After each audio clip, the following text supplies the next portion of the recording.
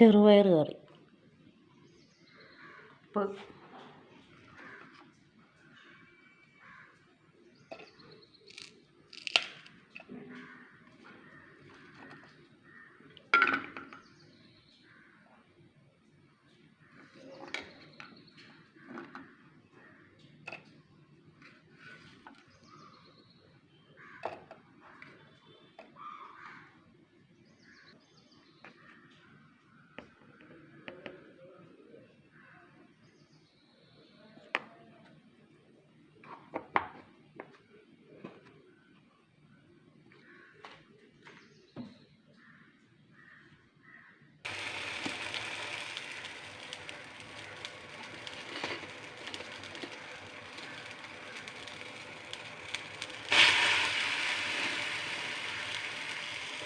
മുത്താരിപ്പൊടി പുട്ടുണ്ടാക്കാൻ.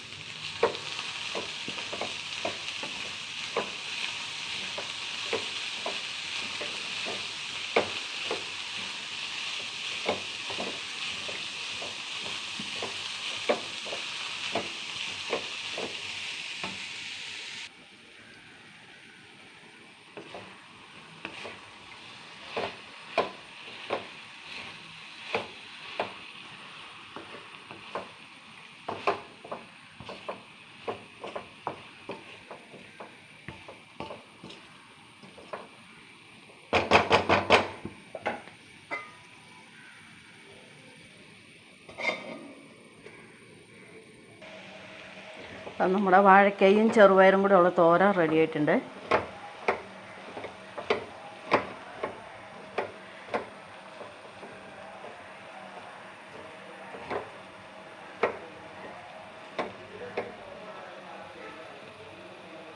നല്ല ടേസ്റ്റാട്ടോ. വാഴക്കയും ചെറുപയറും കൂടെ തേങ്ങ ഒതുക്കിയിട്ടിട്ട് വെക്കുന്നത് രസമൊക്കെ ഉണ്ട്. നല്ല ടേസ്റ്റാണ്.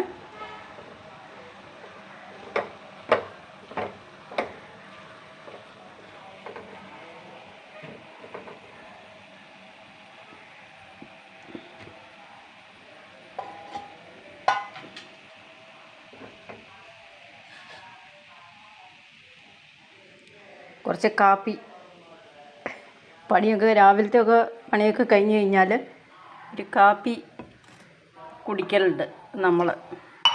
അപ്പം ഞാൻ അമ്മയ്ക്ക് ഒരു ഗ്ലാസ് കാപ്പി കൊണ്ട് കൊടുത്ത് ഞാനും ഇത്തിരി കാപ്പി കുടിക്കാം.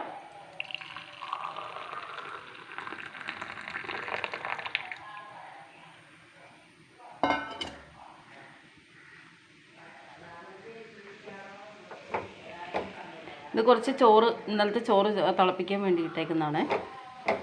കഴുകി വെള്ളം ഒഴിച്ച് എടുത്ത് നമ്മൾ തിളപ്പിച്ചെടുത്താൽ ഇന്നിപ്പോൾ വെച്ച ചോറ് പോലെ ഉണ്ടാവും. നമ്മളാ ചോറ് തിളപ്പിക്കുന്നതിന് മുമ്പ് ഒന്ന് കഴുകണം നല്ലപോലെ. 2-3 പ്രാവശ്യം വെള്ളം മാറ്റി മാറ്റി കഴുകിയെടുക്കണം. എന്നിട്ട് നമ്മൾ തിളപ്പിച്ചാൽ നല്ല ചോറായിരിക്കും. ചോറിന് ഒരു കുഴപ്പമില്ല. ഇന്നിപ്പോൾ വെച്ച ചോറ് പോലെ ഉണ്ടാവും. അതങ്ങനെയാണ്. ഇത് തോരൻ ഒന്നുകൂടി വരണ്ട് വരണം. അതാണ് ഇവിടെ തോരനിനകത്ത് വെള്ളമൊന്നും അധികം നിൽക്കാൻ പാടില്ല. വേറിട്ട് കിടക്കണം. അങ്ങനെയൊക്കെയാണ്.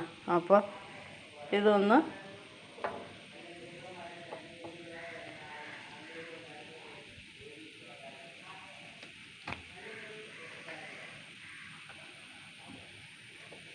നമുക്ക് ഇത് വാങ്ങി വയ്ക്കാം.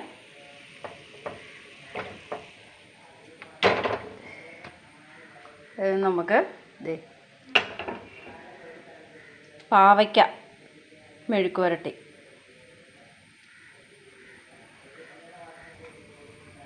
ഇത് പാവയ്ക്ക മെഴുക്ക് പുരട്ടിയാണ്.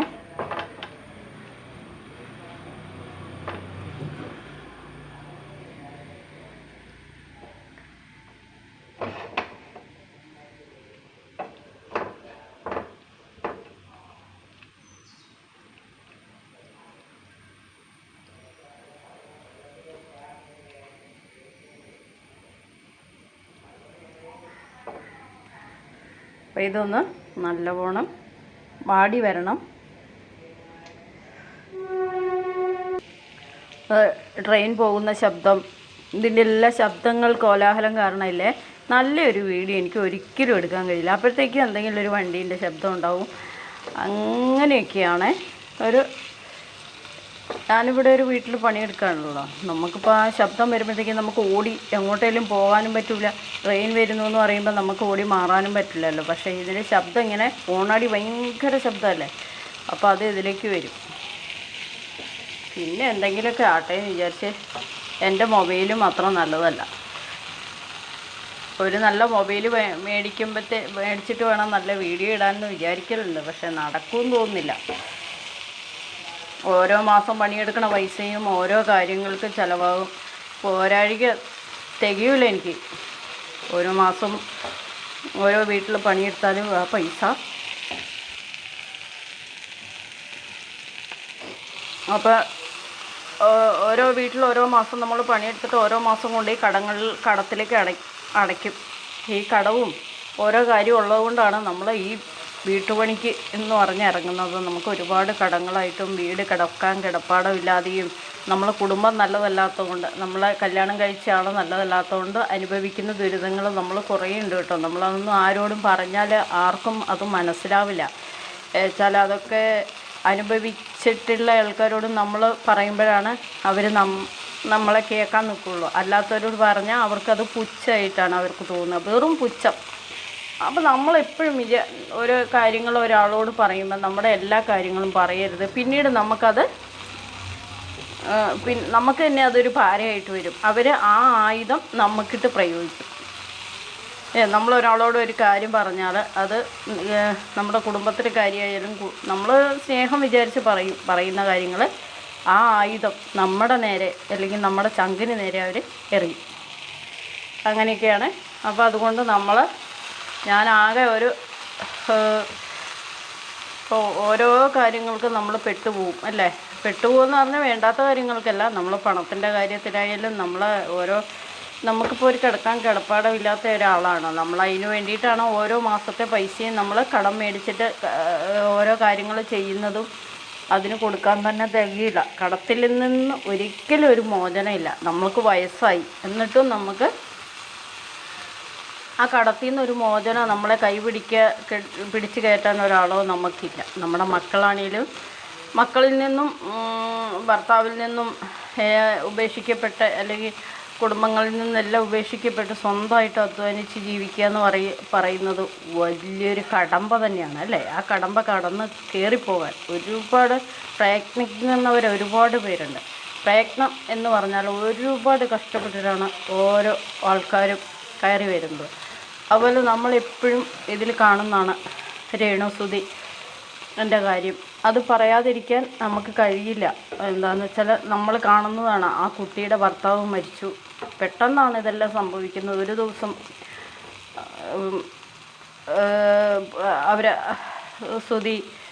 അയാൾ ജോലിക്ക് പോവുകയും കലാകാരനായിരുന്നല്ലോ, അഭിനയിക്കാൻ പോയി വരുന്ന വഴിക്ക് ഇങ്ങനെ സംഭവിക്കുക. വണ്ടി അപകടത്തിൽ ഭാര്യയും ഭർത്താവും സ്വന്തമായി ജീവിക്കുന്ന ഒരു സാഹചര്യത്തിൽ അങ്ങനെയൊന്ന് സംഭവിച്ചു കഴിഞ്ഞാൽ അതിൽ നിന്നൊന്ന് കരകയറാൻ ആ കുട്ടി ഒരുപാട് കഷ്ടപ്പെട്ടിട്ടുണ്ടാവും. എത്ര പേരെ കൈകളിൽ സഹായിച്ചാലും അതൊക്കെ സഹായമൊക്കെ വലിയ കാര്യം തന്നെയാണ്. 100% കാര്യമാണ് ഒരാൾ സഹായിക്കുന്നത്. പക്ഷേ അതിൽ നിന്ന് കരകയറണ ആ ഒരു സഹായം കൊണ്ടോ 10 പേരുടെ സഹായം കൊണ്ടോ നമുക്ക് സ്വന്തമായിട്ട് പിടിച്ചു നിൽക്കാൻ നമുക്ക് കഴിയില്ല. അപ്പം നമുക്കൊരു ജോലി വേണം.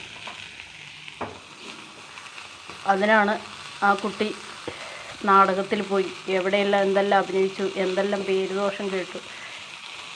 ഏറ്റവും പേരുദോഷം കേട്ടത് ആ കുട്ടിയായിരിക്കും എനിക്ക് തോന്നുന്നത്. ഇപ്പോഴും അതിനെ വെറുതെ വിടുന്നുണ്ട്. അപ്പം അതിന് സുഖമില്ല, ക്യാൻസറായി. ചികിത്സിക്കാൻ വേണ്ടി പണത്തിന് പോലും നിവർത്തിയില്ലാതെ ഒരു ജോലിക്ക് പോയാലല്ലേ പൈസയുള്ളൂ. ആ സാഹചര്യം പാവം. എന്നിട്ടും അതിനെ പച്ചയ്ക്ക് നുള്ളി ഓരോ വശം തിന്നു തീർക്കുകയാണ്. ക്യാൻസർ പിടിച്ച ഭാഗം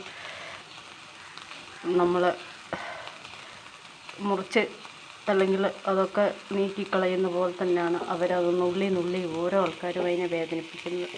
ക്യാൻസറിൻ്റെ കീമോയുടെ മരുന്ന് കയറുന്നേക്കാളും വേദനയിലാണ് അവരെ വേദനിപ്പിക്കുന്നത്. സങ്കടം തോന്നും. പക്വതയുള്ളവർക്കൊന്നും അങ്ങനെ ചെയ്യാൻ കഴിയില്ല.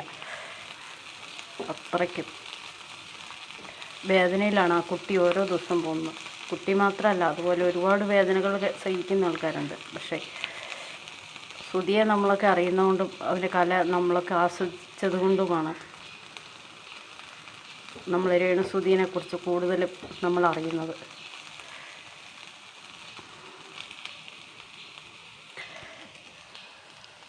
രേണുസുധിയെക്കുറിച്ച് പറഞ്ഞു കഴിഞ്ഞിട്ടില്ല. എന്നാലും ശരി, അടുത്തൊരു ഭാഗമായിട്ട് കാണാം. അടുത്തൊരു എപ്പിസോഡിൽ വരാം. ബൈ.